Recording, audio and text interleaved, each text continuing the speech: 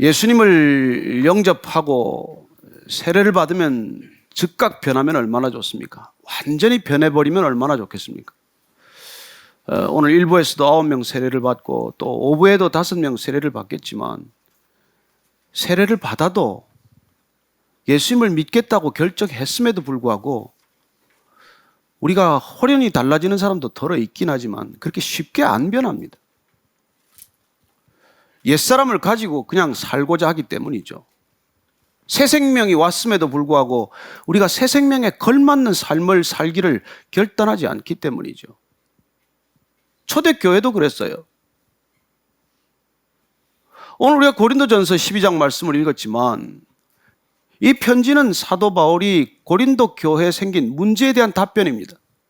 1년 반 그 교회를 섬겼어요. 복음을 전했습니다. 그러나 정작 그가 떠났을 때 들려오는 소문은 그 교회가 파벌에 휩싸여서 분열되고 있고 그리고 음란의 문제가 여전히 심각하게 들어와 있고 그리고 또 한 가지는 방언과 예언의 은사를 받은 사람들이 은사를 남발하기에 예배를 드릴 수 없을 만큼 예배가 무질서해질 만큼 문제가 생겼다는 것입니다. 오늘 말씀 우리가 읽은 말씀은 그 문제에 대한 사도 바울의 답변이에요. 어떻게 해야 우리가 진정 성령 충만한 사람이 될 수 있을 것인가? 어떻게 해야 우리는 영적인 은사를 가지고 진정한 교회를 이룰 것인가? 그런 것에 대한 사도 바울의 답변이죠. 오늘 먼저 한번 1절 말씀 읽음으로 오늘 우리가 성령 충만의 분명한 기준과 또 성령의 은사들에 관해서 여러분들이 답을 얻게 되기를 바랍니다. 1절 말씀입니다. 시작. 형제들아 신령한 것에 대하여 나는 너희가 알지 못하기를 원하지 아니하노니 형제들아 신령한 것에 대해서 너희들이 분명하게 알기를 원한다는 것입니다. 무엇이 신령한 것입니까? 이 신령한 것이라는 말은 영적인 것이라는 뜻이에요. 영어 성경을 보면 이걸 전부 다 spiritual gifts로 번역을 했어요. 신령한 것들, 복수로 번역을 한 것이죠. 그리고 영적인 것들은 많이 있습니다. 근데 특별히 여기 spiritual gifts, 영적인 선물로 번역함으로써 이건 일방적으로 누군가에 의해서 주어지는 것이라는 것이죠. 선물이란 하나님께서 주시는 것입니다. 내가 달라고 하는 게 아니에요. 내가 달라고 해서 받는 건 뇌물이죠. 선물은 내가 달라고 요청하는 게 아니에요. 사실 어떻게 보면 주고 싶은 사람이 주고 싶은 결정에 따라서 주어지는 것입니다. 어쨌든 그 신령한 것에 대해서 너희들이 분명히 알기를 원한다. 전제하고 난 뒤에 2절 말씀 한번 읽겠습니다. 시작. 너희도 알거니와 너희가 이방인으로 있을 때 말 못하는 우상에게로 끄는 그대로 끌려갔느니라. 이 고린도 교회의 문제는 헬라 문화권에서 생활하던 사람들이 헬라의 삶의 모든 관점이나 가치관이나 습관들을 가지고 교회로 그대로 들어왔다는 것이에요. 그래서 그들이 가지고 있는 머릿속에 영적인 것, 그건 어떤 영적인 체험을 말하는 것이고 신비적인 경험들을 얘기하는 거예요. 헬라 문화권에서 가장 신령한 제사를 드렸다고 하면 그 사람들은 디오니소스 신에게 드렸던 그런 제사예요. 근데 그 제사를 드릴 때 어떤 엑스타지를 경험하는 것이에요. 영적인 황홀경, 영적인 그런 황홀한 상태를 경험하는 그런 것들이 교회 안에 들어와서도 그런 게 있어야 한다고 생각을 하는 것이죠. 그 디오니소스 신, 이른바 바카스 신이라고 부르는 걸 예배할 때 그들은 가장 난잡한 예배를 드린 거예요. 황홀경에 빠져서 그냥 괴성을 지르고 춤을 추고 난리 법석을 피웠어요. 심지어는 그냥 동물을 갖다 놓고 동물을 죽이는 그런 제사들을 드렸던 것이죠. 그런 어떤 흥분된 상태, 그런 어떤 영적인 황홀함을 경험하는 상태가 성령 충만한 것이라고 생각을 한 것이죠. 그래서 그들은 도대체 이 신령한 것이라는 것에 대한 오해를 했던 것이고 그들은 방언의 현상이나 예언의 은사 같은 것들이 나타나야 그때 우리는 비로소 영적인 사람, 신령한 사람이 된다고 생각을 한 것이죠. 오늘 바울이 그런 혼선과 혼란에 대한 분명한 기준을 밝혀주고 있는 것입니다. 그때 너희들이 그렇게 엑스타즈에 빠지고 영적인 황홀경에 빠졌던 까닭은 너희들이 알지 못하는 이방 신에게 끌려갔다는 것이죠. 이방 신이란 무엇입니까? 그 당시에 만들어 놓은 그 모든 우상들은 말 못하는 우상, 벙어리 우상들 아니냐. 그런 벙어리 우상을 여러분들이 그렇게 예배 드릴 때 사실은 귀신에게 사로잡혀서 그런 황홀경에 빠진 상태를 이용해서 너희들을 다시 죄악과 음란과 그런 상태로 몰고 갔던 것이라고 얘기해 주는 것이죠. 그 사실은 영적인 엑스타시를 통해서 어디로 끌려갔다고요? 우리가 알지 못하는 곳으로, 원치 않는 곳으로 끌려가는 그런 경험들을 한 사람들이에요. 그게 그들은 신령한 거라고 생각을 하는 것이죠. 그래서 오늘 그런 혼선, 그런 이 헬라인들 가운데서 예수를 주라고 시인하고 예수를 그리스도라고 고백한 사람들이 정작 교회가 되어서는, 교회에 들어와서는 그들이 가졌던 과거의 경험, 그런 영적인 현상, 그런 것들을 자꾸 추구하기 시작을 하는 거예요. 그래서 오늘 사도 바울은 그런 것들이 성령 충만한 것이 아니라고 지금 분명히 이 얘기를 해주는 것이에요. 3절 말씀 한번 같이 더 읽을까요? 시작. 그러므로 내가 너에게 알리노니 하나님의 영으로 말하는 자는 누구든지 예수를 저주할 자라 하지 아니하고 또 성령으로 하지 아니하고는 누구든지 예수를 주시라 할 수 없느니라. 신령한 것, 영적인 것, 성령의 사람이 되는 것, 하나님의 영으로 말하는 것은 분명한 기준을 우리에게 알려줍니다. 너무 쉬운 기준이에요. 예수님을 저주하지 않고 예수님을 부인하지 않고 예수님이 주님이라고 고백하고 시인하는 거예요. 그게 신령한 것이에요. 그게 영적인 삶의 시작입니다. 예수님을 주라고 고백하는 것. 너무 쉽죠. 너무 단순하죠. 그럼 예수님을 주라고, 예수님이 주님이시다. Jesus is my Lord. 그렇게 고백하면 그건 무슨 고백입니까? 단순한 입술의 고백에 그치는 일입니까? 우선 예수님이 주시다라고 하는 것은 예수가 그리스도다, 메시아다 하는 고백이에요. 그리고 예수가 주시다 하는 것은 예수님이 하나님의 아들이다고 하는 고백입니다. 예수님은 주시다 하는 것은 그분이 십자가에서 죽으시고 부활하셔서 나를 구원하셨다는 고백이에요. 그게 내가 주인 삼은 고백의 진정한 뜻입니다. 여러분, 세상은 내가 주인 되는 곳이에요. 여러분, 무엇 때문에 그렇게 고생하고 사십니까? 내가 내 주인 되기 위해서 이렇게 애쓰는 거예요. 우리의 꿈은 누구에게 속박당하지 않고 내가 내 마음껏 내 주인 노릇하는 것입니다. 그러나 여러분, 내가 주인 노릇하려고 하는 그게 죄의 발단인 거 아시죠? 하나님께서 아담과 하와를 지으셨어요. 그리고 하나님께서 에덴 동산에 그렇게 생명나무를 만들어 놓으시고 옆에 선악과도 하나 만들어 놓으시고 그리고는 누가 주인인지를 기억하라고 하신 거예요. 그러나 사탄은 와서 너 왜 그러고 사냐? 네가 주인 노릇을 해야지. 네가 하나님같이 돼야지. 뭐하고 있니? 그래요. 그 유혹에 빠져서 하와가 먼저 먹었습니다. 그리고 아내가 주니까 이 철없는 남편이 또 먹었어요. 자, 내가 주인 노릇 하겠다고 시작된 그 주인 노릇의 첫 번째 드러난 양상이 뭡니까? 죄를 전가하는 거예요. 남을 탓하는 것입니다. 남에게 책임을 넘기는 거예요. 하나님께서 왜 먹었냐고 물으니까 뭐라 그래요? 하와는 뱀이 꾀음으로 먹었습니다. 아담은 하와가 주어서 먹었습니다. 자, 여러분, 사람이 자기가 자기 자신의 주인 노릇할 때 일어나는 첫 번째 현상이 뭐라고요? 아시겠습니까? 왜 우리가 이렇게 남을 비난하는 세상이 되었습니까? 왜 이렇게 살만한 세상인데도 매일같이 헬조선하고 난리를 칩니까? 모든 책임을 남에게 떠넘기는 것이죠. 사실은 이게 여러분 죄의 시작이고 죄악된 세상이 이 모양 이 꼴로 변한 까닭이에요. 하나님께서는 가정을 만드실 때 사람이 주인 노릇하러 만들지 않았습니다. 아담과 하와의 주인 되신 하나님이 그 가정을 친히 운영하시기로 결정하신 것이에요. 말씀으로 그 가정을 다스리는 가정이고 교회도 마찬가지죠. 하나님께서 말씀으로 친히 다스리기를 원하지 사람이 이 교회를 다스리는 걸 원치 않으십니다. 그래 우리가 사람이 사람 노릇하는 것, 하나님이 하나님 노릇 하시게 하는 것, 그게 구원이에요. 그런데 오늘 이 보면은 도대체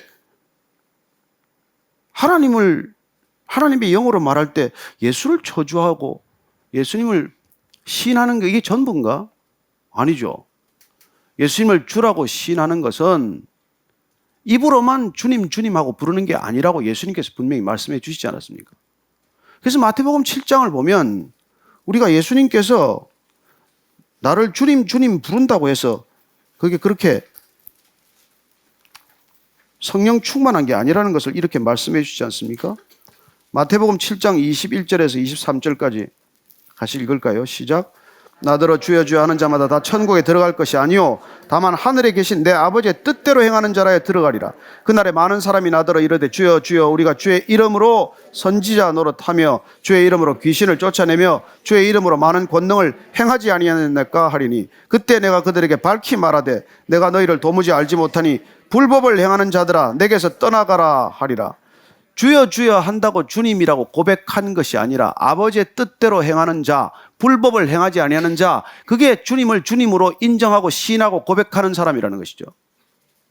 그러니 주님 주님 입으로 부르면서 주여 삼창하고 기도를 하고 주님 주님 부르면서 방언 기도를 한다고 해서 그게 성령 충만하거나 그게 하나님의 영어로 말하는, 하나님의 영어로 살아가는 사람은 아닐 수 있다는 것이죠.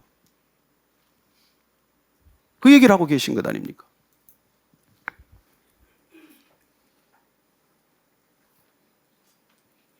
그런 사람들은 도무지 내가 알지 못하니까 불법을 행하는 자들은 떠나라고 얘기하신다는 것이죠.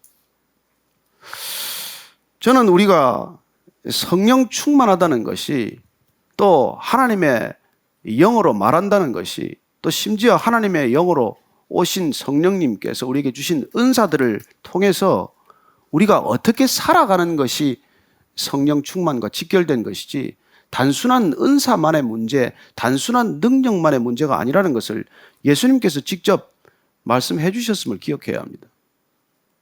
그래서 우리가 각종 영적인 무지 상태에 있기 때문에 영적인 현상, 영적인 체험이 있다고 해서 그것이 반드시 성령으로부터 기인된 것이 아니라는 것을 유의해야 한다는 것이죠.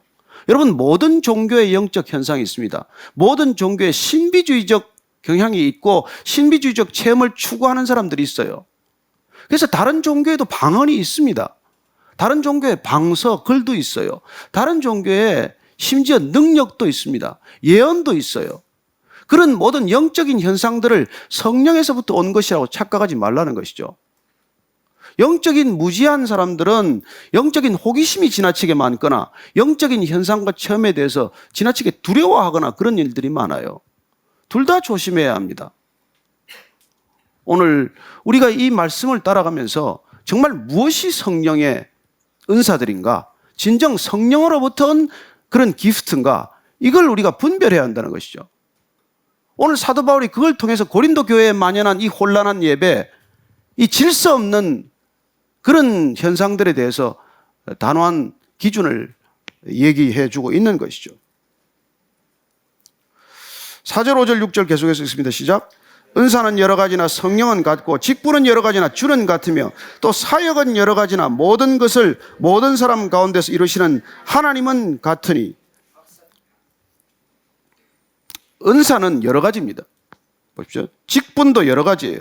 사역도 여러 가지입니다. 그러나 이 은사와 직분과 사역을 주시는 분은 같은 분이에요. 성령은 같고 주님은 같고 하나님은 같다고 말씀하십니다. 삼위일체 하나님께서 주시는 내용들을 보십시오. 우리에게 은사를 주시고 은사에 걸맞는 직분을 주시고 직분에 걸맞는 사역을 주신다는 것입니다. 같은 분이 주신다는 것이 중요하고 한 하나님이 주신다는 것을 우리가 유의해야 하는 것이죠. 하나님이 주시기 때문에 하나님이 주시는 것은 세 가지 속성을 가지고 있어요. 첫 번째는 하나님이 주시기 때문에, 선한 분이 주시기 때문에 무엇을 주시든지 그것은 선한 것입니다. 좋은 것입니다. 선하신 분이 창조하신 이 세계가 선했던 것처럼 선한 분이 주시기 때문에 그것은 지고의 것이고 지선의 것이에요. 좋은 것입니다. 그리고 하나님께서 각 사람에게 주시기 때문에, 각 사람은 내가 나를 아는 것보다 하나님이 나를 더 잘 아시기 때문에 내가 이해가 되건 내가 동의가 되건 그런 여부와 관계없이 하나님께서는 우리에게 가장 최적의 것, 가장 적절한 것을 주신다는 것입니다. 하나님이 주시는 것은 지선일 뿐만 아니라 최적의 것을 주신다는 것입니다. 그리고 하나님에게 각 사람을 통해서 나누어 주시는 것으로 보아서 주시는 선물들이 다양하다는 것을 알 수 있고, 이 다양성이 하나님 안에서 통일성을 지닌다는 것을 알 수 있습니다. 하나님이 주신 것은 모두 선한 것이고 모두 적절한 것이어서 그 모든 다양한 은사들이 합쳐서 하나님의 계획, 하나님의 뜻을 이루어 간다는 것이죠. 그래서 성령의 은사는 여러 가지고 직분도 여러 가지고 사역도 여러 가지지만 궁극적인 목적은 하나님의 계획, 구원사의 뜻을 이루어 가시는 것이죠. 그게 성령의 은사를 주신 이유입니다. 그래서 오늘 그 목적을 다시 7절 이렇게 말씀합니다. 시작. 각 사람에게 성령을 나타내심은 유익하게 하려 하심이라. 각 사람에게 성령이 나타나는 까닭, 각 사람에게 성령이 나타나는 까닭은 유익을 주시기 위함인데 누구에게 유익할까요? 나한테 유익한 게 아니에요. 여러분들이 영어 성경을 보면 전부 다 영어 성경은 common good이라고 번역을 해놨어요. 공동의 유익이에요. 모두에게 좋은 것입니다. 여러분, 은사를 주었는데 그 은사가 나한테 좋으라고 준 게 아니란 말이에요. 공동체를 위해 주신 것이죠. 교회를 위해 주신 것이죠. 하나님의 나라를 위해 주신 것입니다. 그래서 우리의 은사는 내 개인을 위해 사용하는 게 아니에요. 그래서 은사를 받은 사람들은 늘 생각해야 되는 게 뭐예요? 주신 분을 생각하는 것이고, 주신 목적을 생각하는 것이고, 주신 목적이 이루어지는 결과를 늘 바라보고 지켜보고 있어야 한다는 것이죠. 그래서 나를 묵상하는 삶을 통해서는 성령의 은사가 아니라 어떤 영의 은사가 올지 몰라요. 저는 여러분들이 먼저 거룩해지기를 바랍니다. 하나님께서 거룩한 사람들에게 영을 부어주시는 것이지, 성령의 은사를 주시는 것이지, 거룩하지 않으면 우리가 간절히 영적인 은사를 추구할 때 악한 영들로부터 그런 것들이 임한다는 것입니다. 여러분, 무당들 얼마나 능력이 있습니까? 작두 타는 목사 보셨습니까? 얼마나 능력인지 몰라요. 저는 여러분들이 먼저 깨끗해지기를 바랍니다. 먼저 거룩해져야 주님께서 거룩한 은사를 주지, 그렇지 않으면 우리는 하나님으로부터 오는 것인지 어디서부터 오는 것인지 정체불명의 것들을 가지고 마치 하나님의 것인 것처럼, 신령한 것인 것처럼, 그렇게 성령의 은사인 것처럼 착각할 수가 있다는 것이죠. 여러분, 실제로 그런 사람 많습니다. 여러분, 이 영처럼 거짓 영들이 많은 곳이 어디 있습니까? 이 영적인 세계보다도 가짜 선지자들의 투성인 곳이 어디 있습니까? 얼마나 많은 가짜가 있을까요? 주님께서 극언하셨습니다. 다 도적이요 강도다. 내 앞서 온 자들은 다 도적이요 강도라고 말합니다.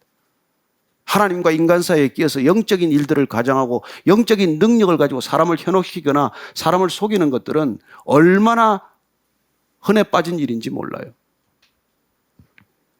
그래서 오늘 주님께서는 놀랍게도 우리에게 성령을 나타내시는 까닭은 이건 공동체의 선을 위한 것이라는 것이죠. 공동체의 유익을 위한 것이라고 말씀해 주고 계십니다. 그래서 이 11절을 먼저 더 읽고 한번 볼 텐데, 11절을 보면 이렇게 되어 있어요. 11절 한번 더 읽을까요? 시작. 이 모든 일은 같은 한 성령이 행하사 그의 뜻대로 각 사람에게 나누어 주시는 것이니라. 그 모든 일은 한 성령님께서 이걸 행하고 계시고 각 사람에게 나누어 주실 때에 이 각 사람에게 나누어진 것들이 다 다르다고 다양하다고 할지라도 목적은 하나의 목적을 향해서 공동체의 유익을 위해서 이게 사용되는 것이기 때문에 저는 여러분들이 은사를 받는 것도 소중하지만 어떻게 사용해야 할지에 대해서도 그건 소중한 일이에요. 오늘 각 사람에게 준다고 할 때 중요한 것은 하나님께서 우리가 구원을 받으면 성령을 선물로 주십니다. 우리가 지금까지 성령에 대해 쭉 말씀을 나눴지만은 우리가 예수를 주라고 고백하는 것도 성령이 오시지 않으면 안 되는 일이에요. 그렇게 성령이 오시면 사실은 성령이 빈손으로 오시겠습니까? 선물을 가지고 오세요. 성령은 반드시 선물을 가지고 오십니다. 성령이 오시는 것 자체를 우리는 은혜라고 말합니다. 그리고 그분이 가지고 오신 것을 은사라고 말합니다. 그래서 헬라어로는 성령이 은혜로 오셨을 때 은혜를 카리스라고 하고 그분이 은혜로 가지고 온 선물은 카리스마라고 합니다. 그래서 야, 저 사람 카리스마가 있어. 그러면 무언가 우리가 남달리 가지고 있는 어떤 능력이나 은사를 발견하고 그 사람이 그런 말을 쓰는 것이죠. 저 사람은 카리스마가 있어. 그러나 중요한 것은 은혜가 왔다는 것은 은사도 같이 왔다는 것을 뜻해요. 그래서 사실은 누구에게든지 성령은 그분에게 가장 적절한 은사를 가지고 오셨어요. 어떤 걸 가지고 오셨을까요? 한번 8절부터 10절까지를 다시 읽습니다. 시작. 어떤 사람에게는 성령으로 말미암아 지혜의 말씀을, 어떤 사람에게는 같은 성령을 따라 지식의 말씀을, 다른 사람에게는 같은 성령으로 믿음을, 어떤 사람에게는 한 성령으로 병 고치는 은사를, 어떤 사람에게는 능력 행함을, 어떤 사람에게는 예언함을, 어떤 사람에게는 영들 분별함을, 다른 사람에게는 각종 방언 말함을, 어떤 사람에게는 방언들 통역함을 주시나니. 자, 성령으로 말미암아 온 은사들이 9가지 뿐이겠습니까? 오늘 바울이 이렇게 9가지를 기록한 것은 교회 공동체에 유익을 끼치는 대표적인 은사들을 나름대로 열거해 놓은 것이죠. 자, 첫 번째 지혜의 말씀입니다. 이때 지혜란 세상적 지혜를 말하는 것이 아니라 이 신령한 지혜고 영적인 지혜이기 때문에 성령이 가져다 주는 지혜는 예수가 그리스도임을 알게 하는 지혜라는 것입니다. 십자가가 구원의 십자가라는 것, 저주의 형틀이 아니라 그 십자가가 온 인류를 구원하고도 남는 그런 구원의 도구라는 것을 깨닫는 지혜예요. 그게 지혜의 말씀이라고 말하는 것이죠. 그래서 그런 지혜를 왜 말씀이라고 덧붙여 놨냐? 그게 교회 공동체에 선포되어야 하기 때문입니다. 그게 하나님의 사람들에게 선포되어야 하기 때문에 그걸 지혜의 말씀이라고 하는 것이죠. 지식의 말씀과는 조금 달라요. 지식의 말씀은 그건 성경을 잘 가르치는 은사에 속하는 것이죠. 성경을 분명하게 깨닫고 성경의 말씀들을 잘 설명할 수 있는 것을 지식의 말씀의 은사라고 말하는 것입니다. 그렇다면 지혜의 말씀은 이건 설교자들이나 전도자들에게 주시는 은사고, 그리고 지식의 말씀의 은사는 이건 주일 교사나 성경 교사들에게 주시는 그런 은사라는 것입니다. 여러분, 그 은사가 갖고 싶습니까? 그거 오면은 힘듭니다. 피곤해요. 그게 여러분, 은사가 왔을 때 은사는 나를 위해 쓰라고 준 게 아니란 말이에요. 교회의 유익을 위해서, 공동체의 유익을 위해서, 낙심하고 쓰러져 있는 영혼들을 위해서 쓰라고 하나님께서 주시는 은사란 말이에요.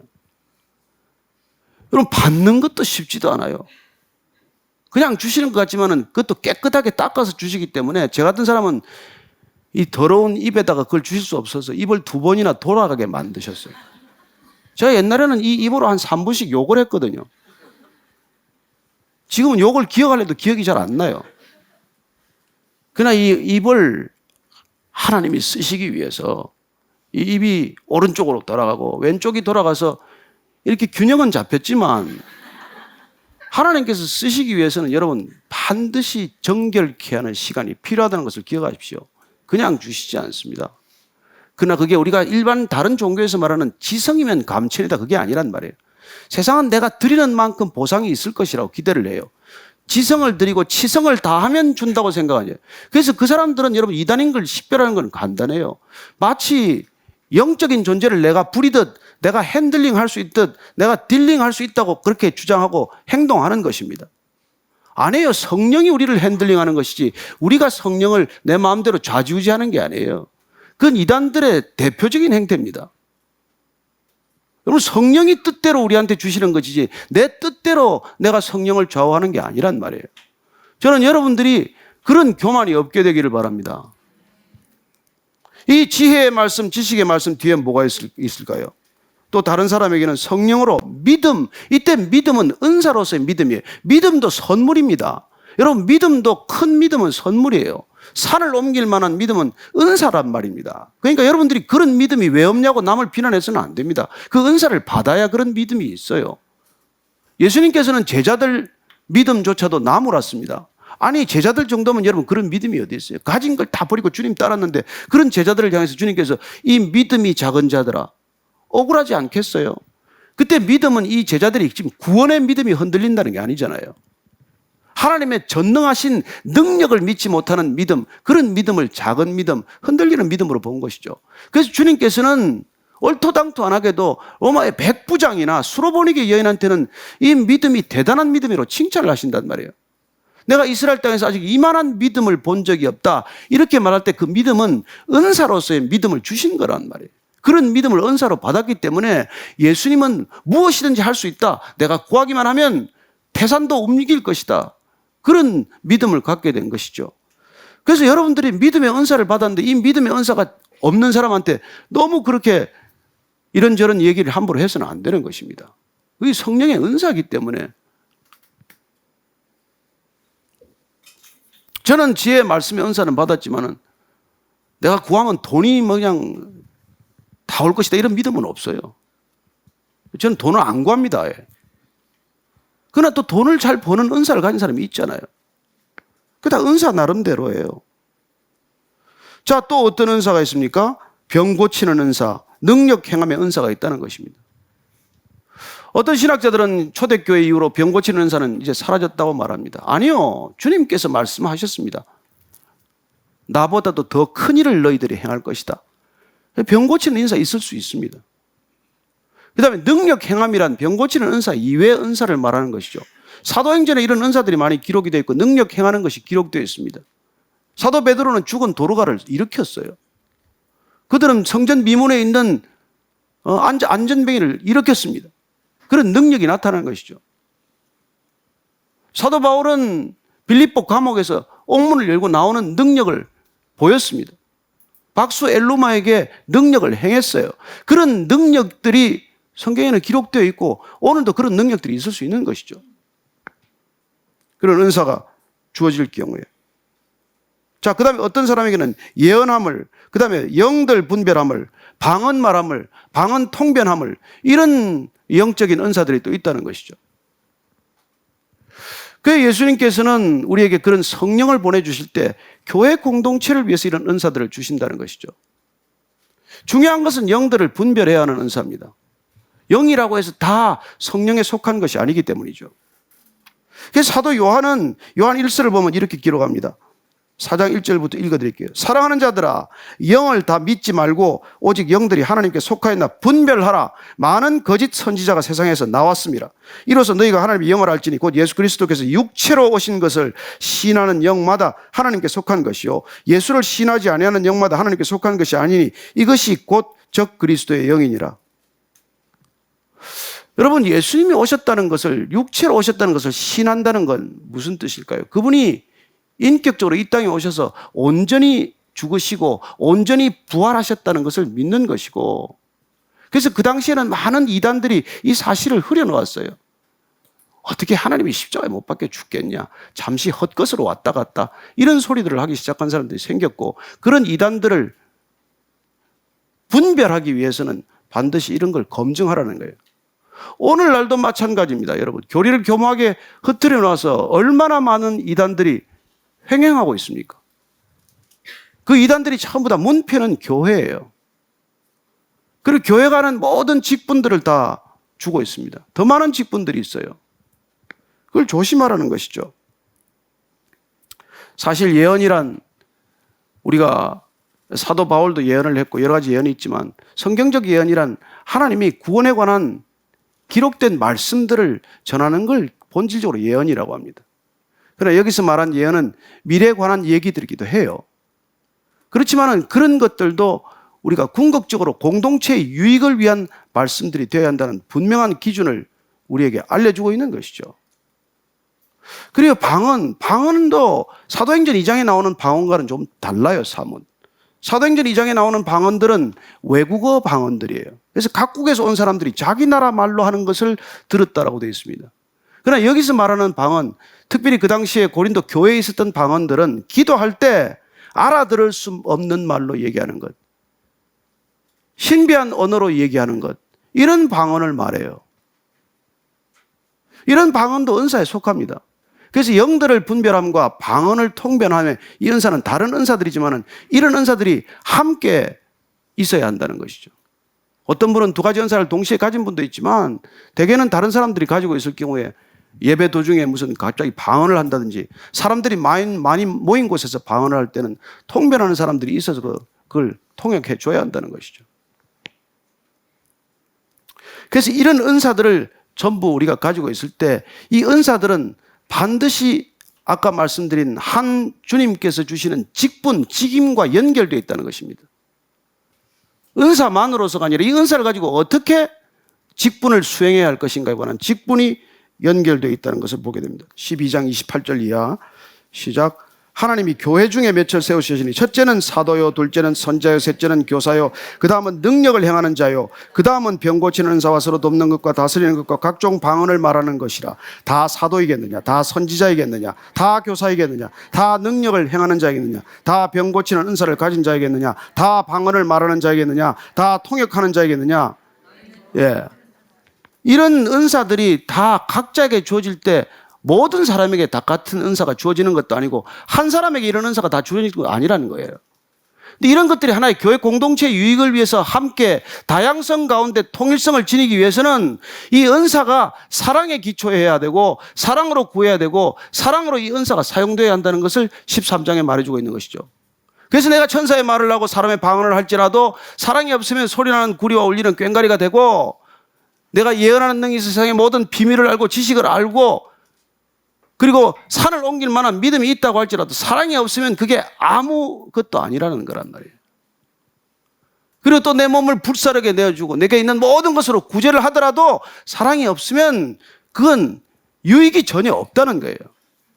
그렇기 때문에 그런 은사들이 사랑 없이 사용되고 남용되는 것에 대한 경각심을 불러일으킨 후에 14장에 가면은 우리가 방언의 은사가 그렇게 남용되어서는 안 된다고 그렇게 얘기를 해주고 있는 것이죠. 그래서 14장 2절 이하를 보면은 방언을 말하는 자는 사람에게 하지 아니하고 하나님께 하나니 이는 알아듣는 자가 없고 영어로 비밀을 말함이라. 그러나 예언하는 자는 사람에게 말하여 덕을 세우며 권면하며 위로하는 것이요 방언을 말하는 자는 자기의 덕을 세우고 예언하는 자는 교회의 덕을 세우나니 나는 너희가 다 방언 말하기를 원하나 특별히 예언하기를 원하노라. 만일 방언을 말하는 자가 통역하여 교회의 덕을 세우지 아니하면 예언하는 자만 못하니라. 그런즉 형제들아 내가 너희에게 나아가서 방언으로 말하고 계시나 지식이나 예언이나 가르치는 것으로 말하지 아니하면 너희에게 무엇이 유익하리요? 이렇게 지금 고린도 교회에서 생겼던 이 은사에 관한 혼란스러운 문제에 대해 특별히 방언이 예배를 혼란스럽게 하는 것에 대한 분명한 답을 주고 있는 것이죠. 본인은 방언을 누구보다도 많이 기도한다고 말합니다. 나는 누구보다 방언으로 많이 기도하지만 만약 내가 사랑이 없다면 사랑으로 권면하는 단 5마디 말이 1만 마디 방언보다도 그게 더 필요하지 않겠느냐고 말하는 것이죠. 그리고 방언은 자기의 덕을 추구하는 것이지만 예언은 교회 공동체의 덕을 추구하는 것이기 때문에 예언하라고 그렇게 얘기해 주고 있는 것이죠.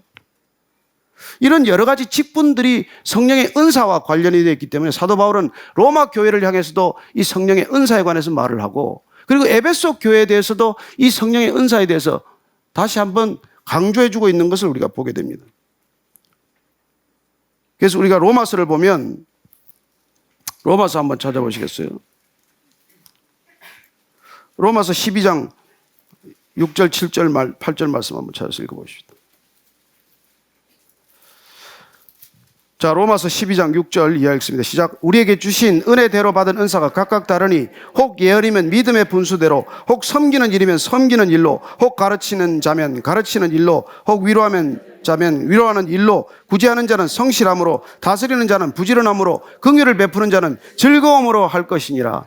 여기 고린도 교회에 없었던 여러 가지 은사들을 다시 열거하고 있는데 섬기는 은사, 가르치는 은사, 위로하는 은사, 구제하는 은사, 다스리는 은사, 긍휼을 베푸는 은사, 이런 은사들을 어떻게 무슨 목적으로 어떤 태도로 이걸 사용해야 할 것인지에 관해서 얘기해 주고 있는 것을 보게 됩니다. 또 에베소 교회에 대해서도 에베소 교회 4장 11절 12절을 보면 이렇게 되어 있습니다. 그가 어떤 사람은 사도로, 어떤 사람은 선지자로, 어떤 사람은 복음 전하는 자로, 어떤 사람은 목사와 교사로 삼으셨으니 이는 성도를 온전하게 하여 봉사의 일을 하게 하며 그리스도의 몸을 세우려 하심이라. 이런 은사를 주신 까닭, 이런 은사가 사용되어야 하는 목적은 뭐라고요? 성도를 온전케 하는 일이라고 말합니다. 왜 여러분에게 은사를 주셨습니까?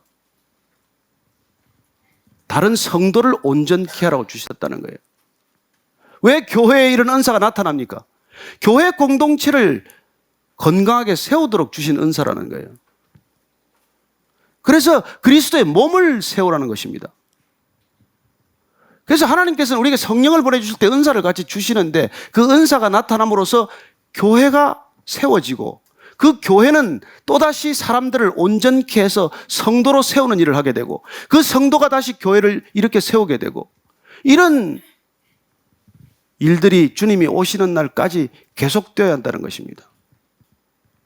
여러분들 은사 받으셨다는 것을 믿으시기 바랍니다. 그 은사를 어떻게 사용해야 되는지에 관해서도 이미 다 말씀을 들으셨습니다. 그래서 이 은사를 받은 사람들은 절대로 남의 은사에 대해서 부러워하거나 내가 갖지 못한 은사를 가졌다고 해서 열등감을 갖거나 그럴 이유가 전혀 없는 거예요.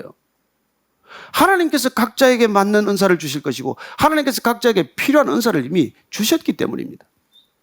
내가 주신 것을 기억하기만 하면, 그걸 쓸 수만 있다면, 믿음으로 쓸 수만 있다면, 여러분 돈 있는 거 어떻게 하세요? 그 사람 돈 있는 거 돈을 써야 알지 않겠습니까? 돈 쓰는 걸 봐야 그 사람 돈 있는지 알죠. 은사를 받았는지 안 받는지 어떻게 아세요? 은사를 써야 아는 것입니다. 은사는 쓰면 쓸수록 은사가 흘러 넘치는 것을 경험하게 될 것입니다. 찬양하는 사람은 계속 찬양하다가 찬양의 은사를 확인하게 되는 것이고, 여러분들 가르치는 은사는 계속 누군가를 가르치고 있을 때 그 가르치는 은사가 드러나는 것이에요. 주셨다는 것을 믿음으로 여러분들이 확인하고 그 은사를 마음껏 사용할 수 있게 되기를 바랍니다. 그거 집에 묶어두지 마세요. 혼자 묶어두지 마세요. 여러분 방언의 은사 왜 주시겠어요? 그냥 기도하면 1분도 기도 못하니까. 그냥 기도하면 자기 기도밖에 못하니까. 그래서 기도하라고 주는 은사예요. 남을 위해서 기도하라고, 공동체 유익을 위해서 기도하라고. 그래서 저는 여러분들이 이미 받은 은사를 정말 묵혀두지 말고 안 받았다고 시침이 떼지 말고 받은 것을 확인하고 받은 자답게 사용하시라는 것입니다. 저는 여러분들이 담대한 믿음으로 그 은사들을 사용할 때 하나님의 공동체가 세워질 것을 믿습니다. 왜 저는 말씀만으로 충분하다고 말합니까?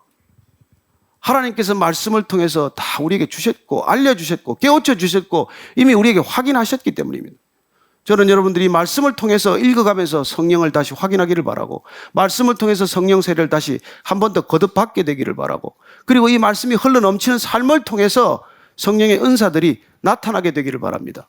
그래서 여러분들이 가는 곳마다 성령의 은사가 나타남으로 그리스도가 드러나게 될 것입니다. 궁극적으로 베드로가 이렇게 우리에게 일러주고 있습니다. 베드로전서 4장 10절 11절 말씀입니다.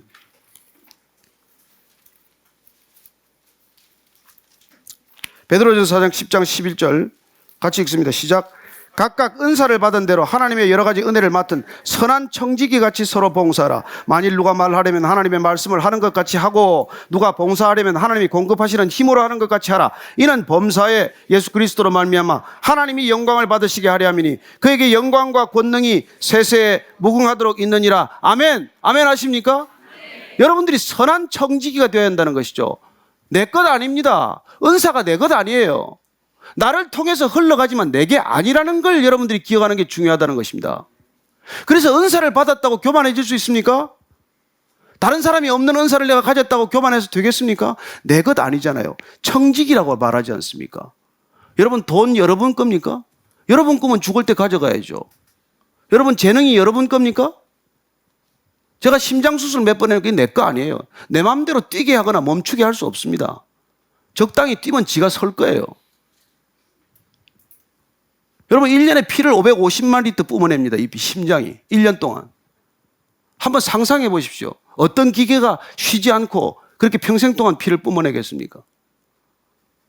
저는 여러분들의 것이 없다는 것을 기억하게 되기를 바랍니다.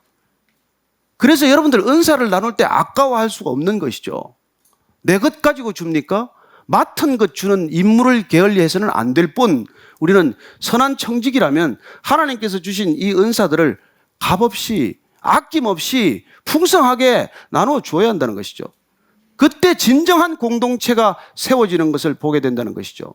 왜 지옥을 만들었습니까? 왜 세상이 이 지경입니까? 다 각자 자기 거라는 것이죠. 자기가 주인 노릇하기 때문 아닙니까? 우린 청직이에요. 누가 말하려면 하나님의 말씀을 하는 것 같이 하고 누가 봉사하려면 하나님이 공급하시는 힘으로 하는 것 같이 하라. 여러분 내 힘으로 한다고 하면 금방 번아웃 될 거예요. 그러나 여러분들이 하나님의 힘으로 한다, 내 힘으로 하지 않는다, 하나님이 주신 것 하나님의 방법으로 하나님의 능력으로 내가 전달할 뿐이다. 그럴 때 여러분들 마른 땅을 종일 걸어가도 피곤치 않을 것입니다. 그래서 여러분들의 삶을 통해서 살아계신 하나님이 증거될 것이고 드러날 것입니다. 그게 우리에게 은사를 주신 이유고 여러분들이 성령 충만해야 할 목적이에요. 한 주간 동안 그렇게 사십시오. 하나님이 주시는 힘으로 사는 것 같이 사시고 하나님이 말하게 하는 것 같이 따라 말할 때 그리스도가 드러나게 되고 하나님이 영광을 받으실 것이고 살아계신 하나님의 현존하심, 임재하심이 여러분들의 삶의 그 지경에서 반드시 나타나게 될 것입니다.